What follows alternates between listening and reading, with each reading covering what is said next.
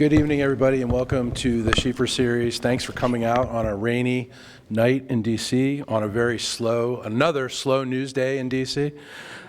We welcome you here to CSIS, the No Spin Zone.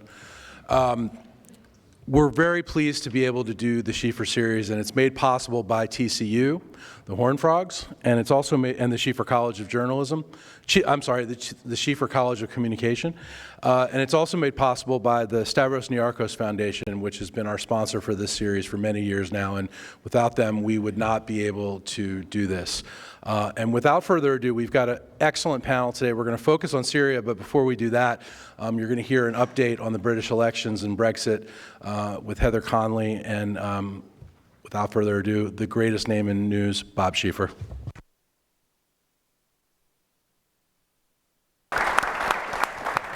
We really do appreciate you coming out on a night like this. We're having a lot of nights like this, so it's good to see you. So we're going to talk about Syria, but you know, in this, what has become routine in this era of calamitous events, they happen so quickly that before we can actually get it sorted out in our mind of about what happens, another of these events comes along and washes it away, and then we start over, and then it happens. I mean, we're going to talk today about the U.S. withdrawal from the Turkey-Syrian border, what have been the implications of that, but just stop and think how many things have happened since that happened. It now seems like it was 2 or 3 years ago. It actually was October 6th that it happened. But before we do that, since the British election is coming up day after tomorrow, right? Thursday. Heather Conley, who of course, as many of you know, is our go-to person on all things in Europe, and she has going to give us a little report just to start out here about what's coming up in this Brexit election, what it means and what it means for this country and also the folks in Britain. So Heather, if you would just start. Well, Bob, thank you so much. Bob is such a rock star. I'm the warm-up act, and then you're going to have the main event. But this is CSIS breaking news. We need that cryon across the bottom of the screen. So Thursday is going to be a very historic election for 2 reasons. The outcome will likely change the economic trajectory of the United Kingdom because one candidate, the leader of the Conservative Party, Boris Johnson, wants to transform the UK economy to pull and diverge from the EU and to create potentially a Singapore on the Thames, he tells us. And if Labour Party Jeremy Corbyn somehow pulls off and becomes the leader of a minority government potentially, he wants to nationalize key UK industries, taking the UK back to an economic relationship similar to the 70s. You couldn't choose 2 more different economic visions. That's at stake. But perhaps the most important thing that's at stake is the actual integrity of the United Kingdom. Brexit has not only divided the UK politically between those who wish to leave the EU and those who wish to remain, it's divided within the country, particularly Northern Ireland and Scotland. Both voted to remain in the EU in the 2016 referendum. So we think right now, the polls being what they are, the Conservatives are leading by 10 points, and that's been steady for many, many weeks. So probably the wind is in the Conservative sails, but we don't know how much the Conservatives could win by. They could win by a massive majority, 60, 80, even 100 seats. They could win by a very small majority, maybe just 20 seats. We could see an absolute surprise. Right before registration closed, 3.5 million people registered to vote. A lot of them were young people. And so the question is, will there be turnout? Will these young people turn out? Will they vote? And then how will they vote? There's something called tactical voting, which means that you're not voting for the party that you want. You're actually voting for the party that will make sure the party you don't want doesn't win. It's very complicated. There's lots of websites that tell you how to do this, and we're not sure how that would work. So there's a possibility that we could see a hung parliament, which would mean potentially a Labour minority government supported with other parties, which could mean, and this is what we don't know about Brexit, so if Mr. Johnson wins a majority, the UK will be leaving the EU by January 31st of next year, and will likely not be able to negotiate a new trade agreement with the EU by the end of next year, which will probably be the new no-deal Brexit deadline. But if Labour wins, they will probably ask for another extension from the EU. They will renegotiate another deal, the third deal, and we will see if there's closer alignment. So stay tuned. This is a preview of coming American attractions. We are seeing social media, we're seeing Russian interference, we are seeing tactics that I would suspect we will be seeing in our own presidential election. So this is one to watch, Bob. So that, my friends, is your breaking news report. And now back to your regularly scheduled Syria discussion, which I don't want to be part of. Thank you so much.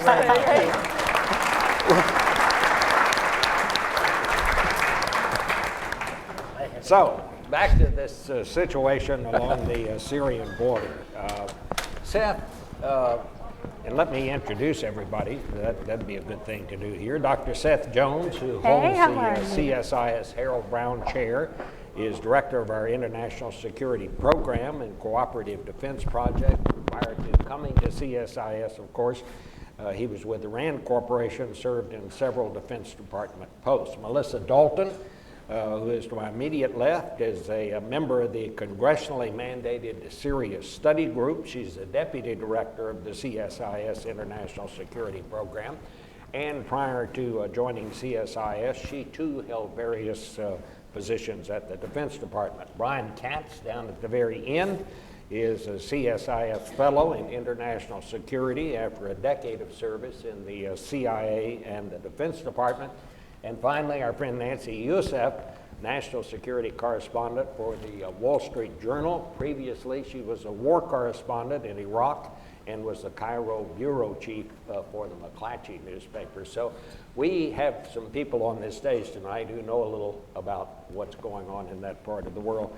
Seth, why don't you just start? Give us a kind of a picture of what the situation is there today. It was October 6th when the president announced we were pulling back. What's happened since then? Well, Bob, what the U.S. has done is not entirely withdrawn all of its forces. It's withdrawn forces from some areas. Interestingly, when the U.S. withdrew from its base in Manbij, for example, Russian forces moved in pretty quickly, had television images, including of RT inside the base with the Russian flag. So we saw a quick replacement of U.S. flags now to Russian flags in areas. U.S. also announced that it was going to start to guard some of the oil fields in Syria to protect oil for Kurds. And then we have the U.S. decision also to continue to keep a military presence at bases like the one in Al-Tanf along the Iraqi-Syrian border just inside Syria. So for the moment, U.S. has decreased its force presence, but it has not eliminated it. So it's operating in some areas of the north, northeast, and then the south. Melissa, I was very interested in one of the papers you wrote in the wake of this happening. You said both the Obama administration and subsequent administrations have made enormous miscalculations and mistakes. So tell us a little about that and how that led to this, if in fact it did. Thanks so much, Bob. It's great to join you this evening as well as this distinguished panel. I think what we've seen over the course of both the Obama and the Trump administrations is a failure to see and recognize the scope of the Syria challenge and the strategic interests that the United States has in play in Syria. Both administrations have chosen to focus almost exclusively on the counterterrorism objective, which is of course very important for U.S. interests, whether you're considering ISIS and its affiliates and its growth in the region, or al-Qaeda affiliates that continue to operate in Syria.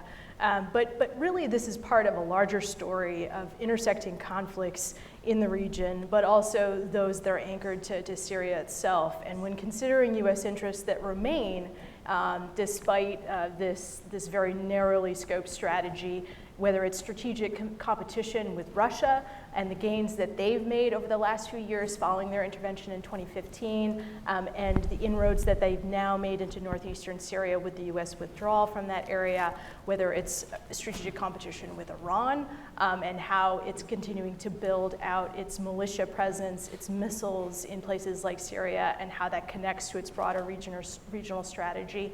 And then the impact on our neighbors, or Syria's neighbors, which are US key regional partners, whether that's Israel, Jordan, Lebanon, of course our NATO ally, Turkey, to the north, whose interests in Syria we severely underestimated in their opposition to the Kurdish element of the Syrian Democratic Forces that the US chose to partner with in its counterterrorism operations. So really across the board, there's been a misalignment of these strategic objectives and both the Obama administration and Trump administration's approach in Syria.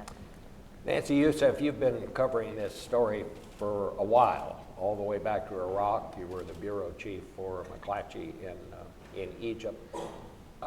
Are we there, or have we withdrawn? I mean, we have the story about we were withdrawing. We saw all the pictures on television of the Russians coming in and the Americans. And then the next thing you know, we read we're sending more people back to the region. Where exactly are we? So it's a great question. You'll remember in October, the U.S. announced that it was withdrawing all its forces and that all those forces would be moving into Iraq. And then as soon as the U.S. said it, the Iraqis said, they're not staying here. And the U.S. said it was going to transit them in some way. And then we heard this announcement about somewhere between 500 and 600 troops that would be there to guard oil fields. And subsequently, we've heard about a return of missions that are countering ISIS or targeting ISIS leaders. I think the way to think about it is the U.S. withdrew in the sense that it's no longer the buffer that protected the Kurds along the border and allowed its Kurdish partners to sort of focus on the counter-ISIS fight. They were there to buffer a Turkish incursion in, and of course, as soon as they left, we saw the Turks enter. But the U.S. counter-ISIS campaign has continued, I think, less as a ground mission or as a training mission alongside Kurdish partners, but more through airstrikes and targeted missions through special operations and other specialized forces. And Brian, down at the end, what do you, who is gained and who's lost here? And does that really matter right now? Yeah. Well, I think ultimately who will gain is ISIS and other extremist groups in Syria, but we can come back to that. I think in the immediate term, who gains? We look to Russia. As colleagues here mentioned, with the US withdrawal from a couple of key posts in northeast Syria, places like Manbij, places like Kobani, some of the key flashpoints where the US actually got involved in Syria in the first place for the fight against ISIS, you've seen Russia be able to move in. We now see Russia with Turkey conducting joint patrols in northern Syria, where it used to be the US and Turkey conducting those as part of these confidence building mechanisms because of our relationship with the SDF.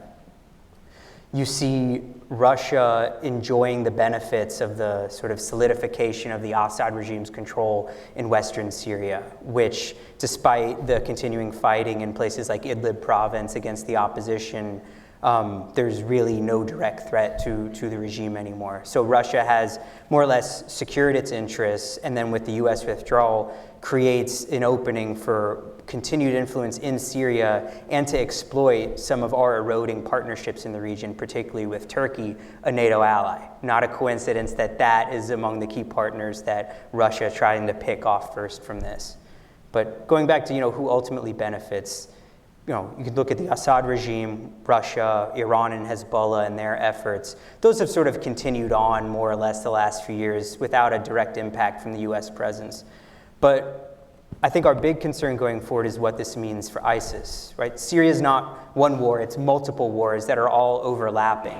But for none of those combatants is ISIS their primary enemy. It was really the United States and the SDF where that was true. Assad's focused on the opposition. Iran and Hezbollah, while supporting Assad, are focused on a potential conflict with Israel. and Russia is kind of supporting all of those objectives. Who is going to be left to fight ISIS? We have this enduring presence now of about 500 to 600 US troops. It's going to get more and more difficult as that presence is being squeezed by Russian, Iranian regime encroachment, while ISIS is dispersing and now out in these very difficult to reach rural areas. This is what the US mission was intended to be, to train the SDF to continue this difficult phase of the campaign against ISIS, out of places like Raqqa and into the desert and mountains. And now we see no indications of the regime, of Russia or Iran being willing to do that difficult fighting, which is going to give space for ISIS to regroup. Well, I guess when we were talking about winners and losers, we can say there was one definite loser, that was Baghdadi. He's not there anymore. But Melissa, is ISIS dead? No, far from it. I think what we're seeing growing evidence of is the ability of ISIS cells to regenerate through an insurgent network. The intelligence linkages to local communities, the financial networks are still active across the Syrian-Iraqi border.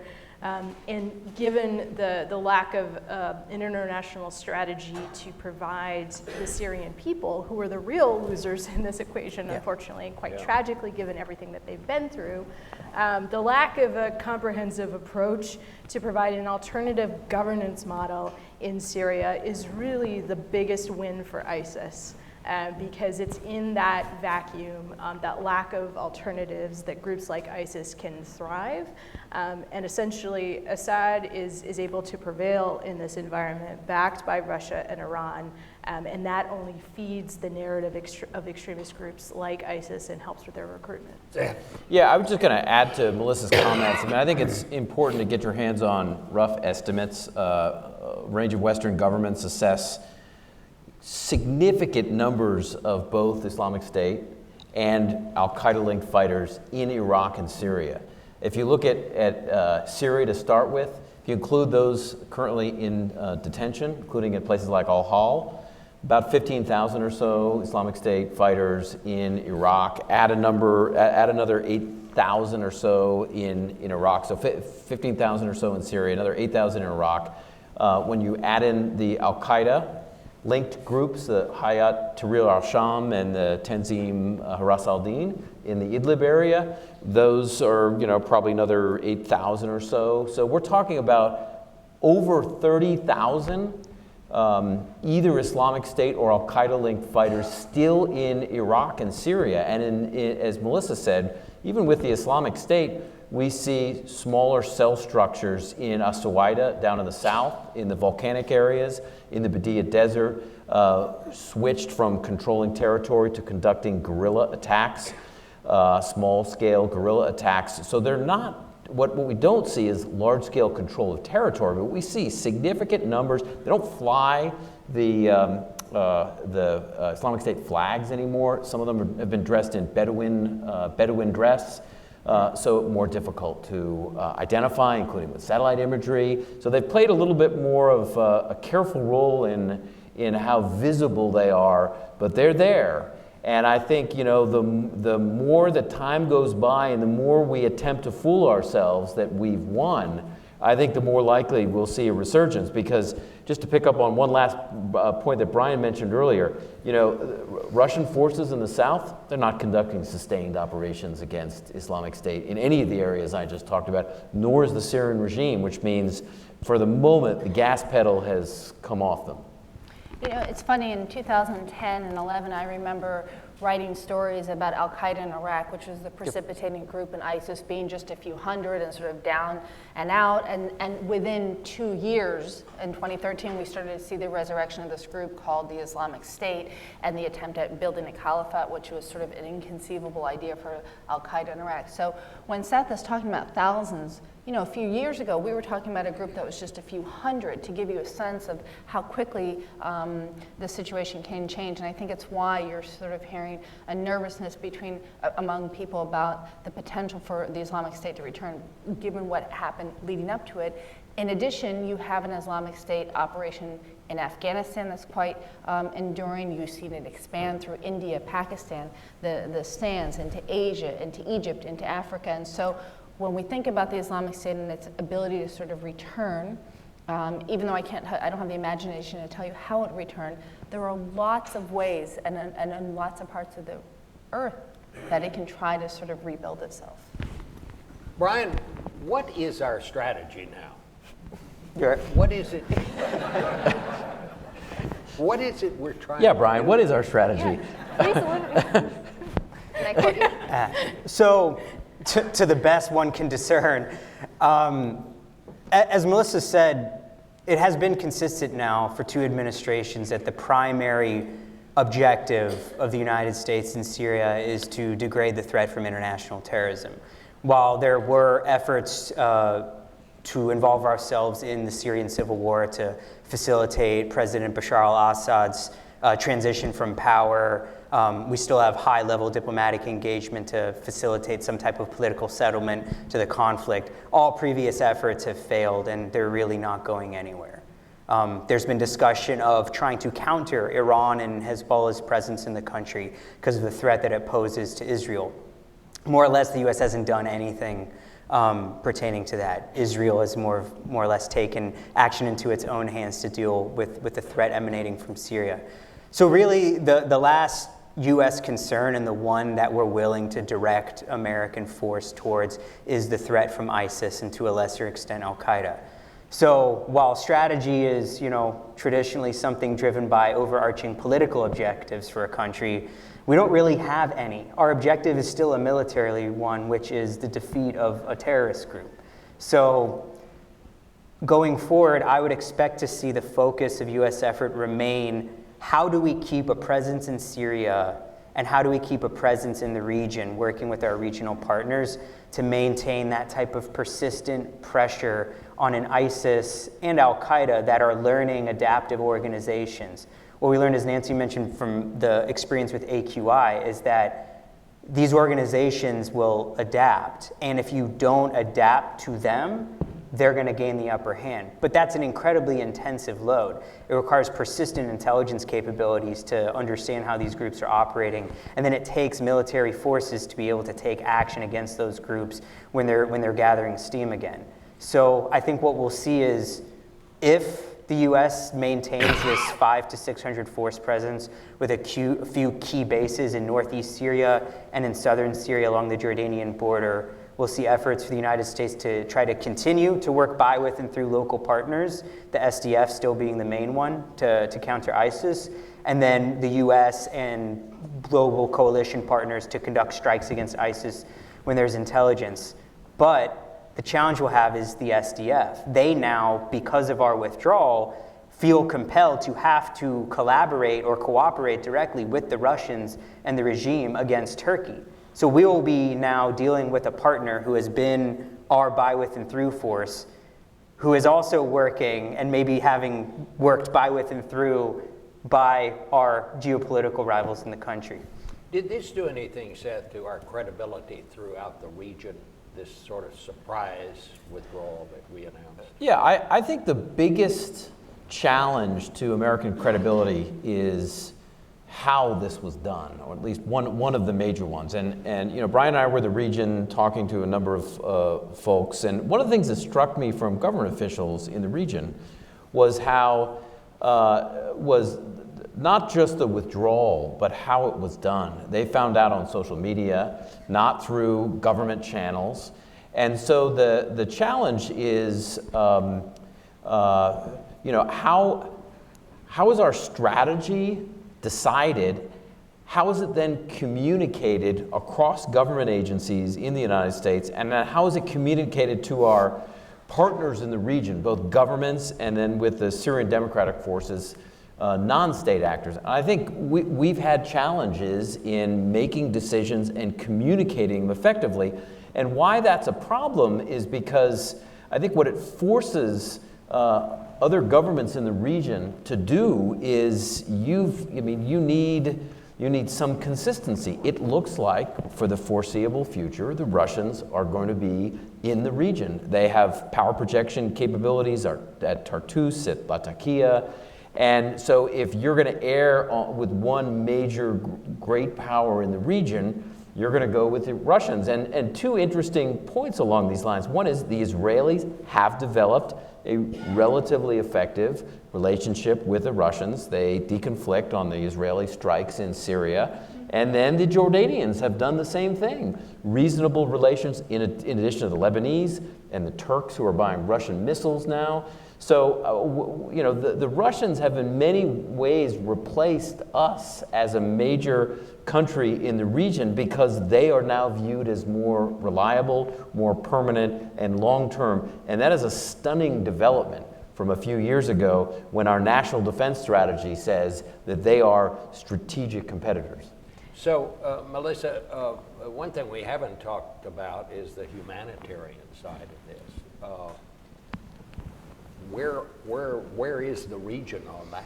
I mean, I would assume that we'd have to say that Assad is probably more in charge than he was, but what he's in charge of is a huge disaster.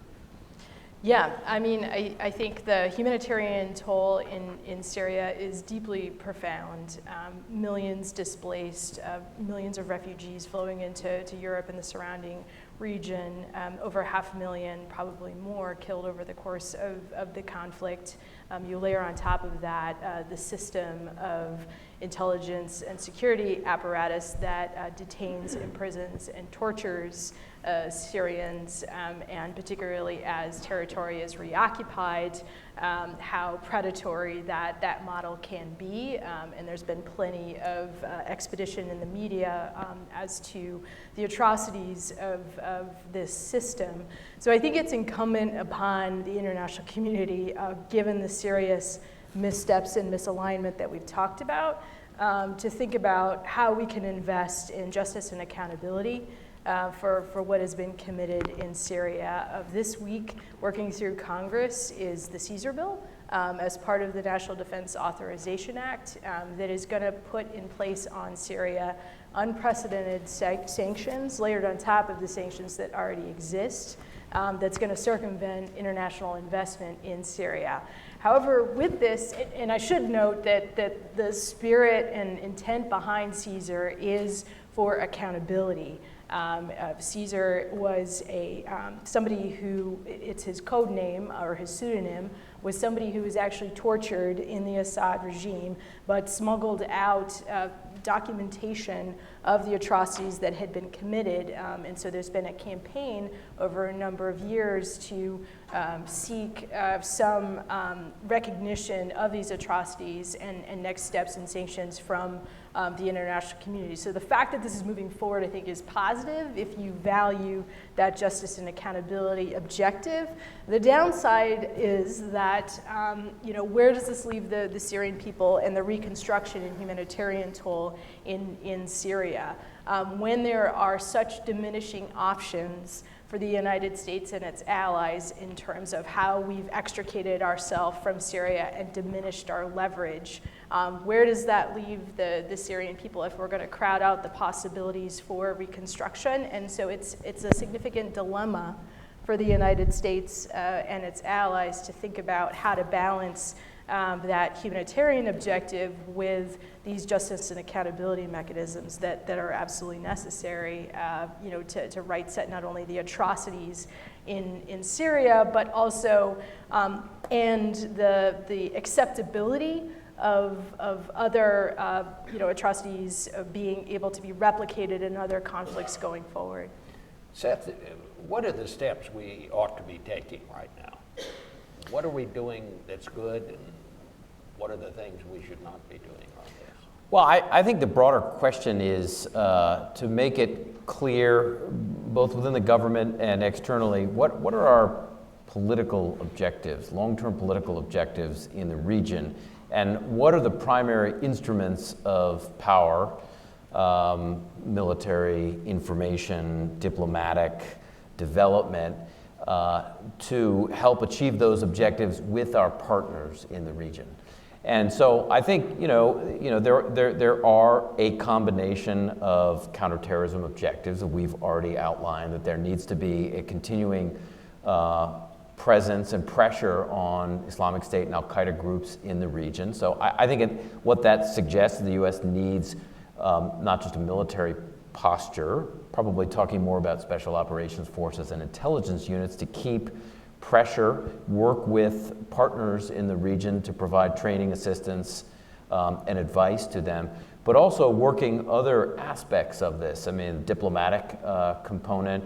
When Nancy brings up the broader issues of Islamic State activity and Al-Qaeda activity in other regions, you know, there's a strong need for diplomatic engagement in Libya because we've got not one government but several. Same thing in Yemen. Diplomatic engagement to try to end some of these wars that are breeding grounds for militant groups. I think in addition, we do have to think also about objectives in containing Iranian expansion and also to some degree containing Russian expansion. So I do think this requires some U.S. presence and activity across all those instruments with key partners in the region, but it has to hinge on what are our long-term objectives in the region. And to me, they're not really clearly identified at this point. Nancy, what if we just truly pulled out? What if the United States were no longer a player in that part In of the Syria? world? Just Syria? Yeah. Okay.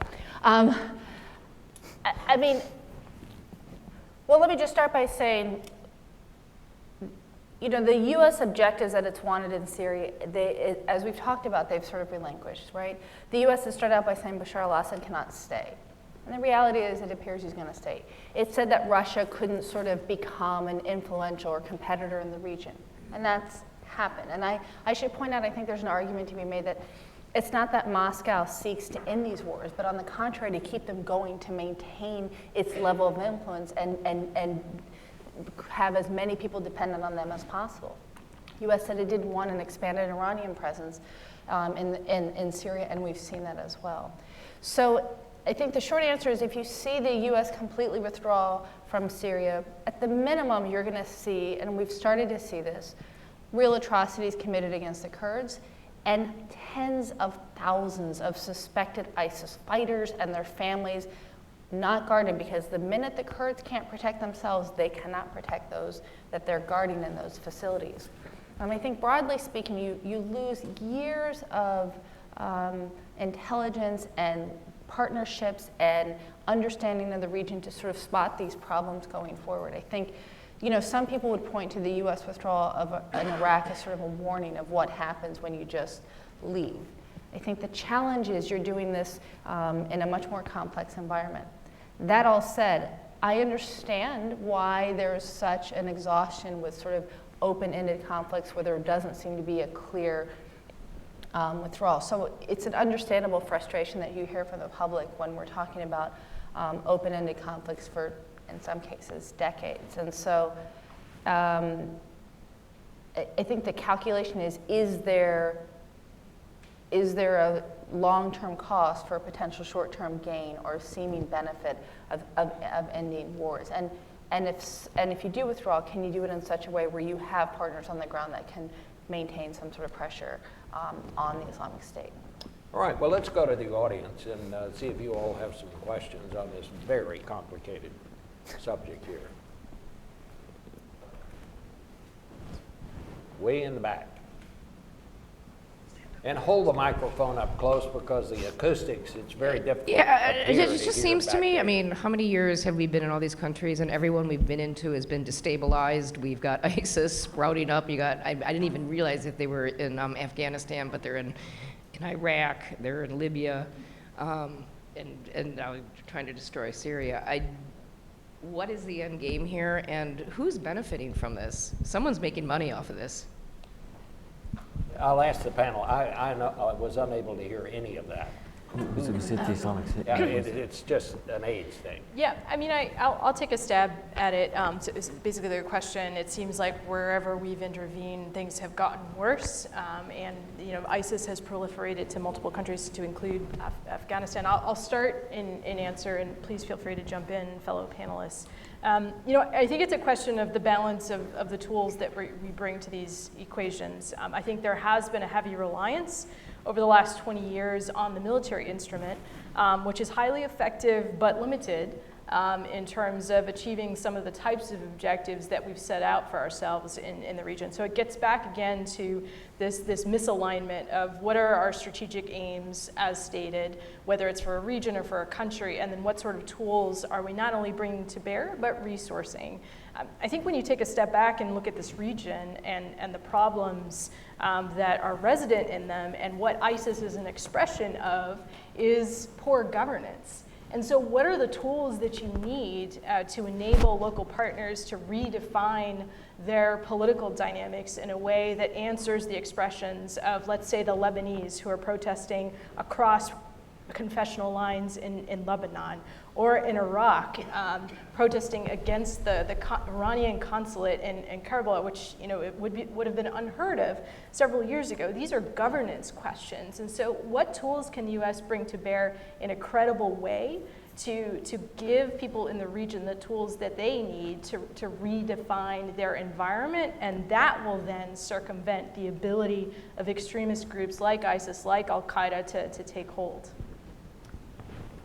Okay, I just wanted to add real quickly, because I think you go raised ahead. such a great point in terms of, is the U.S. presence sort of causing problems that are facilitated? I think the one area in my reporting where you see that the most is civilian casualties. The way that ISIS was moved out of Mosul and Raqqa was through frankly, the destruction of these cities. And I think while the U.S. makes great efforts to avoid civilian casualties, I think when they happen, it exponentially raises the possibility of creating another future insurgent. I mean, so I think that when Melissa talks about the limitations of the military component, I think one of those is that dependency on it to sort of take on a problem once it becomes a crisis is the wholesale destruction of communities and potentially creating new members of these groups going forward.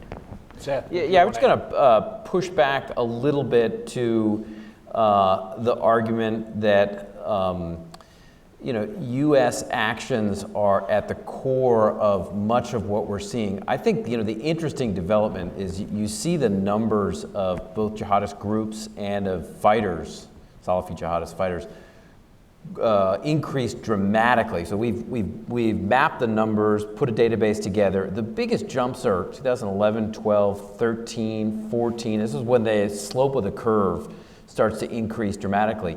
And when you look at where these are going on, they're actually structural conditions, events like the Arab Spring, which is weakening governments. And you had large protest movements in Egypt, and we had additional protest movements in Yemen. We had the protest movements that started Syria and triggering wars. Al-Qaeda in Iraq takes advantage of the Syrian uprisings and pushes fighters in, including Mohammed Jolani. So there's a lot happening in addition to external powers getting involved in these cases. There are also lots of structural conditions. And which brings me to this final point, Bob, that we've got protest movements in Lebanon right now, in Iraq still. We've seen the end of leaders there. We've got large protest movements in Iran. We have, I'm not sure this protest movement, which has created such dramatic developments over the past 7 or 8 years, these may not be done, in which case, if we have greater instability, we go right back to the problem that Melissa just identified, weakening governments, including the security services that may provide opportunities. This is in addition to whatever the U.S. does. All right, over here. This gentleman right here. Yeah. Hi, thank you for... Here comes the microphone. Right behind you.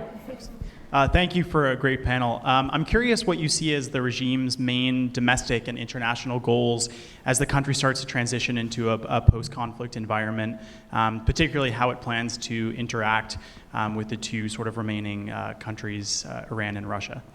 Thank you. Who'd like to answer? I can go ahead.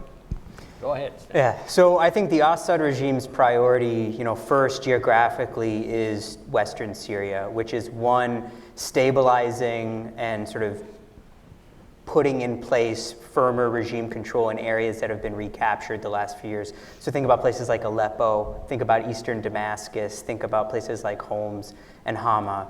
And then within that process, essentially trying to co-opt what remains of were opposition groups there to sort of bring them in through these reconciliation agreements.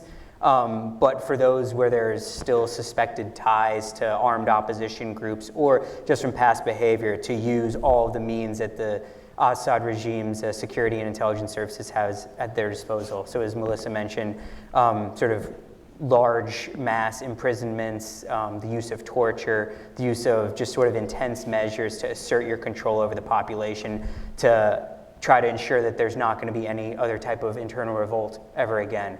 So I think it's a brutal and intensive means by which they are trying to assert control.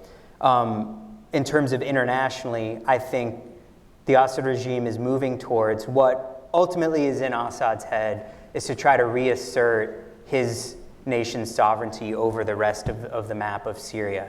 So I think that's why you see this outreach to groups like the SDF, so that they can avoid having to have a battle with the SDF to regain eastern Syria. They can, by helping advance a US withdrawal, by engaging with the SDF, start to be able to have a nominal regime presence back in these places like Deir ez-Zor, Qamishli, Hasaka. So slowly but surely they can reassert control. And I think working with Russia to try to check further Turkish expansion into the country in the north.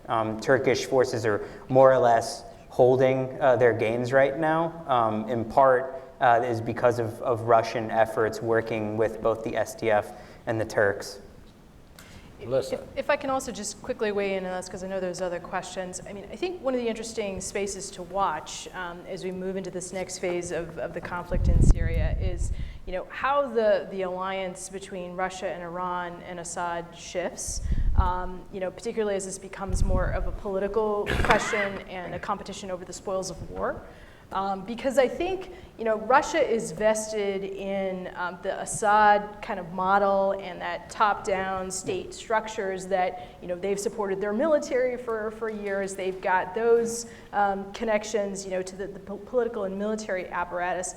Iran is taking a different approach. I mean, they have had longstanding operational intelligence linkages in Syria to support their enterprise in Lebanon with Lebanese Hezbollah, but are building not only the network of proxies and missile facilities that Seth and his team have been exposing, but also engaged in a soft power campaign to change kind of the bottom-up dynamics in Syria, whether that's through Husseiniya's, schools and mosques, and bringing in some of that Iranian theology that I'm not convinced is necessarily going to sit well with Russia.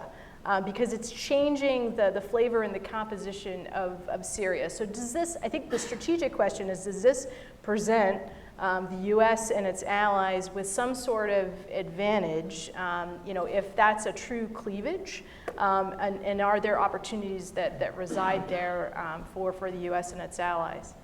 All right, anyone else? Right here. This gentleman right here. Thank you. I'd like to get the panel's reaction to what seems to be really sort of a sea change in opinion here. I mean, for example, you've got the Washington Post with these so-called Afghanistan papers, supposed to be like the Pentagon papers, and this whole memory of Vietnam seems to be coming back. I mean, it seems like some people knew we're not going to be able to win this war long before we gave up trying to do that, but just to hitch on to somebody specific, Professor Basevich, who you must be familiar with. Now, he's written books on this, and I mean, basically that's his argument. I mean, it's not going to work. It was never going to work, and we can try as hard as we want for as long as we want, and suffer as much as we want, and other people suffer as much as we want. But simply speaking, the facts are it will never work. How do you, and obviously I didn't give the argument for that, but how do you answer somebody like Professor Basevich, who obviously is a highly intelligent military person and, of course, professor at Boston University? Yeah, I mean, I think Professor Basevich represents an important voice in the policy conversation that is increasingly taking hold in terms of exercising restraint and being a bit humble and having some humility about how we can particularly use our military to achieve our strategic aims. And this gets back to the earlier conversation too about, you know, being very clear about what we're trying to achieve in these different areas of the world, and then the tools and resourcing that we're willing to bring to bear and sustain over time requires a political commitment. And I think where the breakdown has occurred is that policymakers haven't had a transparent conversation with the American public, with the American Congress, about what we're actually trying to achieve, how difficult it's going to be, and that it is going to require a long-term commitment, but also having that ability to accept failures on a pathway to hopeful success, but also reevaluate where it is that we are going as we go. And it's that breakdown in the system that I think we've unfortunately seen play out over time. I frankly was not surprised by what we saw in the Post. For anybody that's been paying attention to Afghanistan over the last 20 years, there's been plenty of public exposition of the failures and the missteps there. But you know, I think in some areas, some marginal success. But we haven't connected those broad strategic aims to the resourcing piece effectively. Yeah, just briefly. I mean, you know, I've been interested in the Post stories. I mean, Brian is in the same position I am, although different organization. I was in Afghanistan and in United States Special Operations.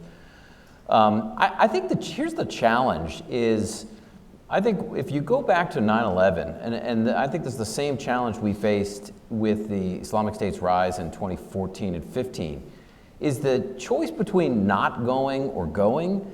I think based on having a Taliban that was not willing to give up Osama bin Laden and that was willing to harbor groups that were plotting attacks overseas, when we had the Islamic State in 2014 that was, if we go up to 2015, plotting attacks in Paris, for example, the Bataclan attacks, there was a lot of external operations coming out of the Iraq-Syria border. Was the choice either not to go in at all or to go in, or to go in? And it's not a 0 to 1 choice. I mean, part of the question is, what do you do if you're going to go in to some of these countries and use instruments of power, military, intelligence, development, diplomatic? What are you going to do on the ground? And I think where we've gone, and I think this is probably the right direction, is we've shifted a lot from thinking that we can solve the problem by flooding these countries with American military forces. 100,000 plus, both in Iraq and Afghanistan, in each of them. We went over 100,000 in both.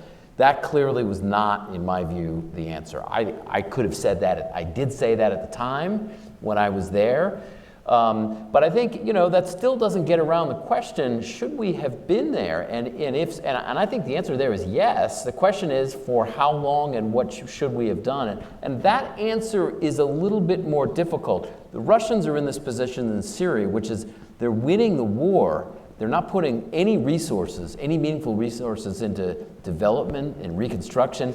Will they pay a price for not doing any of that if Syria falls apart again? And it's on them. It's the Pottery Barn rule. Now the Russians have to learn it instead of just the Americans. I'll say two quick things. One, there's a rich history of the U.S. intelligence community assessing progress or lack thereof in a conflict, and U.S. policymakers and military commanders saying something opposite. So the Afghanistan paper shouldn't be a surprise to anyone who studied the histories of Vietnam or even in real time. So you can look at the differences between what was the public testimony of the Office of the Director of National Intelligence every year during this Afghan war versus the statements coming from U.S. policy and military officials. It looks like they're talking about two wars. So this really, people who are saying now they're shocked by this, I think are being disingenuous if they're still in government. But we are actually at a time where you have a consistent view for the last several years across the U.S. intelligence community and among the military and policymakers about the threat from ISIS. Now with its most likely resurgence in the coming years, exploiting this rural safe haven, but even going back, and as Seth said, this decision for U.S. intervention in the Middle East and North Africa, I think most Americans and global partners agree that if you have a terrorist group that is transnationally operating and trying to conduct attacks against the US, our Western allies, and our interests in these regions, you take action. But there's a process between a group when they get to that point versus when before they first started to emerge.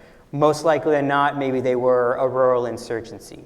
Then they slowly started gathering steam and started putting pressure on nations' capitals. And then in that process, they're developing networks and cells across the region. And maybe that expands into Europe. Where in that process do you, as the US and your global partners, start to intervene? There's no good answer to that, but I think that's the type of discussion. And what do you do when you intervene? And what do you do and who do you do it with? Those are the types of questions I think are helpful for framing this and that need to be a conversation with the American people. You can point to 10 places right now, from the Philippines to Mali to other broadly that part of the Sahel in West Africa, where you have groups that fulfill some of that criteria. They've pledged allegiance to ISIS or Al-Qaeda. They're conducting regular attacks against the armies in those regions. There's Western forces, the French mainly in those areas. Where is the trigger point for when it's determined to be a threat to US interests? There's no clean trigger point, but that I think is how you need to think about it and have how policymakers need to engage the public on it. Just to be provocative, I think critics like Andrew Bacevich, I've talked to him, but not about Syria specifically. Here's where their critics would say in terms of where the lessons of Afghanistan weren't learned in Syria. When the US partnered with Kurdish forces, it knew from the minute it entered that it was going to reach a point where there was going to be a conflict with its NATO ally in Turkey, and never addressed it. And we were always, driving towards this conflict point. One. Two, you have a president who repeatedly signaled that he wanted out of Syria, and you've had a national security apparatus that has not been willing to put forth a plan that meets the political means as he sees it. And so again, I think those two conflicts sort of put us on a collision course towards a withdrawal. And so for those who say that the president was reckless or in how he did it, there's a counter argument to be made that his national security team did not learn the lessons from Afghanistan in the sense of sort of anticipating political decisions and anticipating conflicts that come with its intervention. That is, it hadn't fully thought out the end state, the off-ramp from these interventions. All right, I think on that, the one thing I know how to do, as I've said before, I know how to get off the air. Our time is up. Thank you all very much on behalf of TCU and CSIS. Well done. That was good. Right on. Appreciate it. Thank you.